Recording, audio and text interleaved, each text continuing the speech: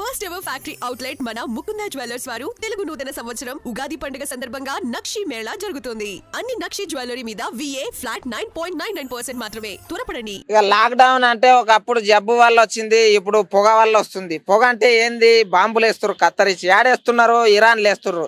Iran లేస్తే మనకెందుకు gas రేట్లు పెరుగుతున్నాయో తెలుసా? గ్యాస్ వచ్చేది ఆడికెళ్ళే కాబట్టి అలా దేశంలో అందరూ గంట కొడుతుర్రు. గంట కొట్టేటందుకు అంటే చాలా యుద్ధాలు జరుగుతున్నాయి అక్కడ. మనము ఇంకా మన అదృష్టం అనుకోండి, మనం సేపు ఉన్నాము. ఇంకొకటి ఏమిటిదంటే మెయిన్ ఇంపార్టెంట్, ఒకప్పుడు మన దేశం వాళ్ళు చాలా అంటే చాలా కష్టపడి న్యూక్లియర్ బాంబ్స్ కానీ అవన్నీ చాలా కనిపెట్టినందుకు ఇప్పుడు మనం అంత సేఫ్గా ఉన్నాం తెలుసా, అణుబాంబులు కానీ అవి. సో ఇప్పుడు అంటే ఫ్యూచర్ లో మనకి ఇప్పుడు ఇట్లా పెట్రోల్ కానీ ఇవన్నీ కూడా తగ్గుముఖం పడతాయి అంటున్నారు తొరకవని.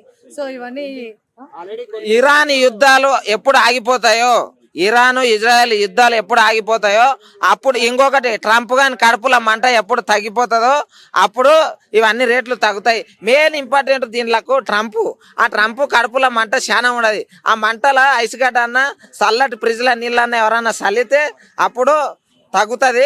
లాక్డౌన్ అంటే మెయిన్ ఇంపార్టెంట్ వస్తుంది, ఎందుకంటే ఇంకా పెరుగుతుంది. కాదు బ్రో, ఇప్పుడు వర్క్ ఫ్రమ్ హోమ్ చేసుకునే వాళ్ళు అంటే పర్లేదు బ్రో, కానీ ఖచ్చితంగా బయటకు వెళ్ళి పని చేసుకునే వాళ్ళు ఉంటారు. మరి వాళ్ళ పరిస్థితి ఏంది? పెట్రోల్ ఇవన్నీ లేకపోతే ఇవన్నీ వెహికల్స్ అన్ని సరఫరా అయిపోతాయి కదా.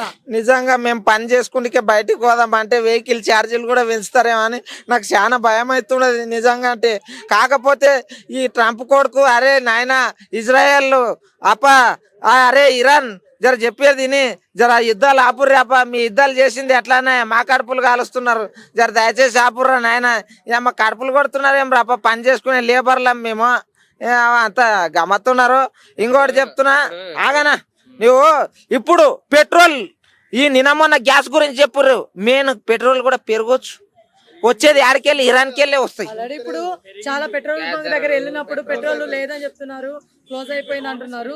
ఆల్రెడీ స్టార్ట్ అయింది కొద్దిపాటి, మనకి ఇదైతే మాత్రం పెట్రోల్ అయితే తగ్గలేదు, పెట్రోల్ అయితే అన్నీ ఉండదు. కాకపోతే అది వచ్చేది 7 నుంచి వెళ్ళి 7 కొన్నా కానీ ఇరాన్ దేశంకి వెళ్ళి వస్తుంది.